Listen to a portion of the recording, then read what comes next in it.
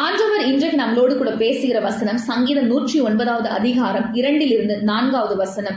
துன்மார்க்கருடைய வாயும் கபட்டு வாயும் எனக்கு விரோதமாய் திறந்திருக்கிறது. கள்ள நாவினால் என்னோடு பேசுகிறார்கள். பகை உண்டாக்கும் வார்த்தைகளால் என்னை சூழ்ந்து கொண்டு முகந்தாரம் இல்லாமல் என்னோடு போர் செய்கிறார்கள். என் சிநேகிதனுக்கு பதிலாக என்னை விரோதிக்கிறார்கள்.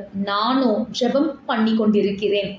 பல வேளைகள்ல இந்த வேத பகுதியில் சொல்லப்பட்டதை போல நம்மை நோக்கி பொய் நாவனால நம்மளை குற்றப்படுத்துவாங்க. முகந்தாரமே இல்லாம நம்ம தப்பே பண்ணலனாலும் நீதான் காரணம்னு சொல்லி நம்மளை கை நீட்டுவாங்க. பல வேளைகள் நம்மளை நோக்கி நிந்தையான வார்த்தைகளை பேசுவாங்க.